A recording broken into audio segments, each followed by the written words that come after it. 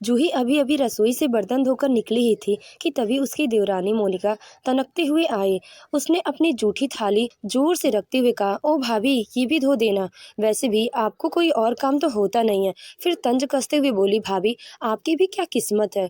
दिन भर खटकते रहो जैसे कोई नौकरानी हो, और बदले में आपको कोई कदर भी नहीं करता। जूही थकी हारी, लेकिन उसके चेहरे पर दृढ़ता थी। उसने शांत स्वर में जवाब दिया, छोटी, एक दिन ऐसा जरूर आएगा जब लोग मेरी कद्र करेंगे। मैं उस दिन का इंतजार कर रही हूँ। उसी वक्त सासू माँ कविता जी वहाँ आ गई और भौवे चढ़ाते हुए बोली, किस बात की बहस हो रही है तुम दोनों के बीच। इससे पहले कि जूही कुछ कह पाती, मोनिका जल्दी से बोल पड़ी, देखिए ना माँ जी, मैं तो बस अपनी थाली रखने आई थी और भाभी कहने लगी कि खुद ही धो लो। कविता जी का चेहरा गुस्से से तमतमा उठा। उन्होंने तीखे स्वर में कहा, क्या बात है बड़ी बहू, एक थाली धोने में कोई पहाड़ टूट जाता क्या। अब तुम काम चोरी भी करने लगी हो। जूही ने थकी हुई लेकिन सहमित आवाज में कहा, माँ जी, मैं तो थाली धुलने ही जा रही थी। मोनिका ने तुरंत बात को पलटते हुए झूठ का तड़ाका लगाते हुए कहा, देखिए माँ जी, अब भाभी झूठ भी बोलने लगी। जरा भी शर्म नहीं बची है इनमें।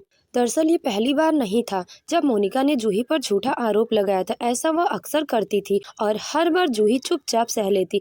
बात ये थी कि जूही की शादी को 5 साल हो चुके थे, लेकिन अब तक वह मां नहीं बन पाई थी। यही उसकी सबसे बड़ी कमजोरी बन चुकी थी।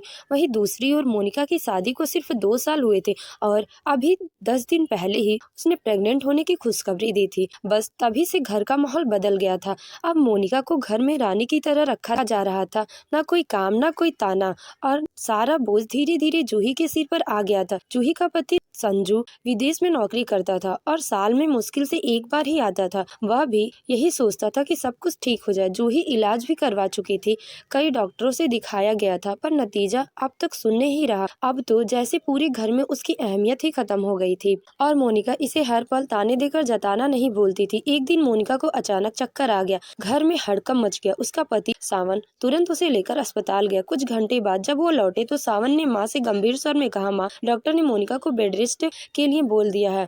उसको कोई भी काम नहीं कराना है, जरा भी जोर नहीं पड़ना चाहिए। कविता जी ने बिना कुछ सोचे समझे फौरन जवाब दिया, ठीक है बेटा, तुम्हारी भाभी जूही है ना, वह संभाल लेगी। वैसे भी वो बाज माँ बनने का दर्द तो समझती होगी। जूही वहीं पास खड़ी थी। कविता जी के शब्दों ने इसके दिल को चीर कर रख दिए। उसकी आंखों में आंसू भर आए। उसका गला रुंधा हुआ था, लेकिन फिर भी उसने हिम्मत जुटाकर कहा, माँ जी, आप मुझे बाज क्यों कह रही हैं। क्या आपने कभी सोचा है कि शायद कमी आपके बेटे में भी हो सकती है। संजू जी तो साल भर में एक बार आते हैं, ऐसे में क्या कोई माँ बन सकती है। कविता जी का चेहरा गुस्से से लाल हो गया। वो आग बबूला होकर चिल्लाई, बेशरम, कैसी बातें कर रही है तू, कोई शर्म लिहाज है कि नहीं। अब जूही की आंखों से अब आंसू नहीं बल्कि दर्द बोल रहा था। उसने तड़पते हुए कहा, माँ जी, तो फिर आप मुझे बाज क्यों कहती हैं। तब आपने कभी हालत समझने की कोशिश की है। इसी बीच सावन बात को काटते हुए बोला, माँ, डॉक्टर ने मोनिका को काजू किशमिश बादाम जैसी चीजें खाने को कहा है। हर 15 दिन में चेकअप कराने के लिए बुलाया। हर बार खर्चा करीब 5,000 रुपए आएगा।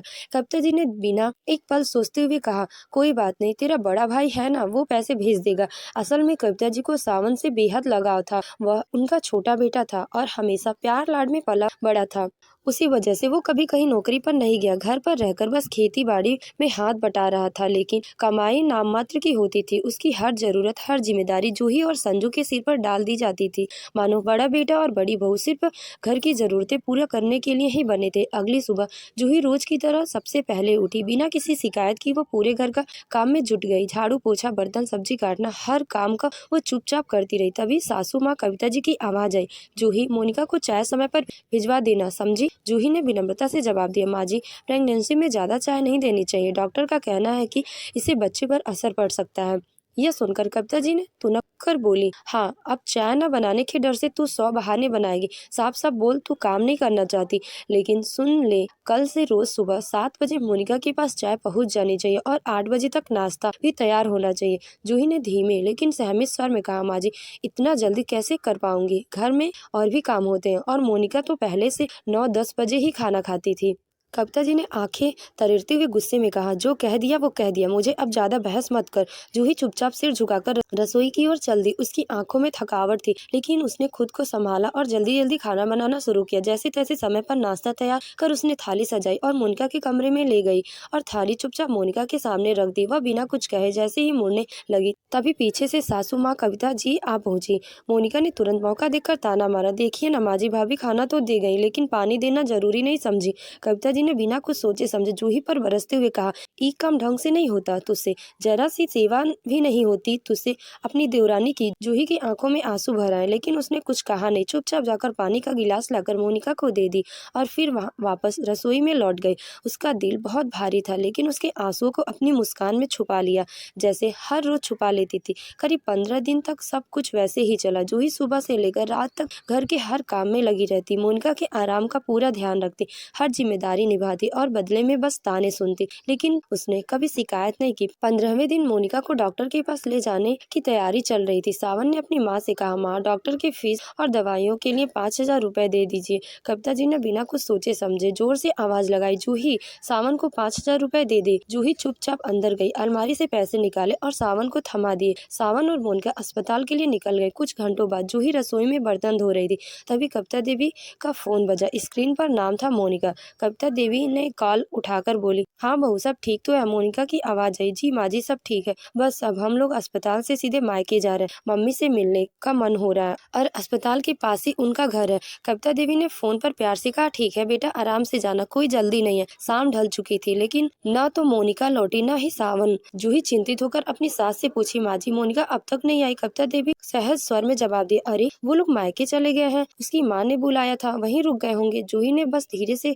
और चुपचाप अपने कमरे में गई। अगली सुबह सावन और मोनिका वापस घर लौटे। जूही ने पहले ही कविता जी के गुस्से से बचने के लिए मोनिका के लिए नाश्ता बनाकर रख दिया था। सारा काम निपटाने के बाद खुद नहाने चली गई। एक सुबह जूही की नींद जागने में थोड़ी देर हो गई, तभी सासू माँ कविता देवी गुस्से से उसके कमरे में आकर धमकी और तेज आवाज में बोली, अब तक सो रही है, कोई उठने का समय है, मोनिका का खाना पीना कौन देगा, क्या तुम्हारा बस सोते रहने का ही काम रह गया है। कविता जी की तीखी आवाज सुनकर जूही चौंक कर उठी। गर्मी और थकान से उसका चेहरा पसीने से भीग गया।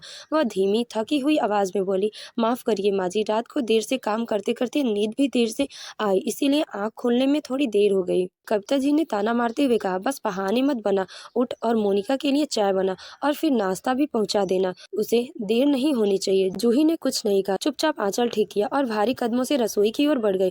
यह सिलसिला रोज का हिस्सा बन चुका था। हर सुबह जूही सबसे पहले उठती, सारा काम संभालती और रसोई में जुड़ जाती। तय समय पर मोनिका के लिए चाय नाश्ता तैयार कर देती। किसी ने कभी उसकी थकान नहीं देखी, ना ही कोई कोशिश की कद्र की। लगातार 15 दिन इस तरह बीत गए। फिर एक दिन सावन और मोनिका को दोबारा अस्पताल जाना था। इस बार भी डॉक्टर की फीस और दवाइयों के लिए 5,000 रुपए की जरूरत पड़ी। सावन ने अपनी माँ से कहा, माँ दवा और डॉक्टर की फीस से 5,000 चाहिए। कविता देवी ने बिना कोई हिचकिचाहट कह दिया, जूही से ले लो। सावन जैसे ही जूही की ओर बढ़ा, जूही ने शांत लेकिन दृढ़ स्वर में कहा, माफ कीजिए मेरे पास फिलहाल इतने पैसे नहीं है। तभी मोनिका ने तंज कसते हुए कहा, देखो ना माँ, भाभी के पास पैसे तो है लेकिन देने में मना कर रही है। सावन कमाता नहीं है, इसीलिए भाभी उसे नीचा दिखा रही है। ये सुनकर कविता देवी भड़क उठी। उन्होंने गुस्से से कहा, जूही ये क्या बदतमीजी है, जरा भी तुमसे लिहाज नहीं बचा है, पैसे दे दो नहीं तो संजू से शिकायत कर दूंगी। जूही ने ठंडी सांस ली और शांत स्वर में कहा, देवर जी मेरे पास कैश नहीं है, लेकिन आप चाहे तो मेरी एटीएम कार्ड ले लीजिए, आप खुद निकाल लीजिए पैसे। जूही ने बिना कोई बहस चुपचाप एटीएम कार्ड सावन को थमा दिया। सावन और मोनिका पैसे निकालकर अस्पताल के लिए निकल गए। करीब 6 घंटे बाद कविता देवी का फोन बजा। दूसरी तरफ से सावन की आवाज आई, माँ हम लोग अस्पताल से सीधे मायके जा रहे हैं, उसकी माँ ने बुलाया। कविता जी ने थोड़ी नाराजगी जताते हुए कहा, आज भी मायके, खैर ठीक है जाओ मिल के आओ।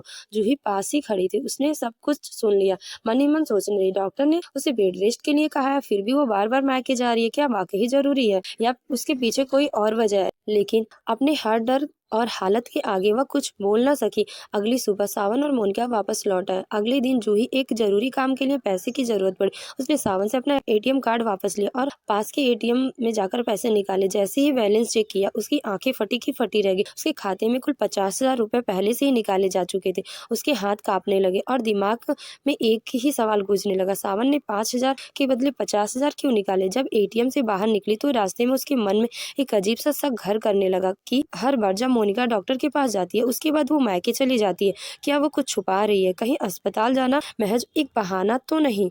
जूही का दिल घबरा रहा था, दिमाग सवालों के जाल में उलझता जा रहा था। अब यह रहस्य उसकी जिंदगी का सबसे बड़ा सवाल बन चुका था। क्या जूही इस गुत्थी को सुलझा पाएगी या फिर वह उसी घर की नौकरानी बनकर रह जाएगी? यह जानने के लिए हमारे चैनल को सब्सक्राइब करें और बेल आइकन को दबाना ना भूलें, ताकि आपको हमारी इस कहानी का अगले भाग का नोटिफिकेशन समय से पहले मिल सके। धन्यवाद।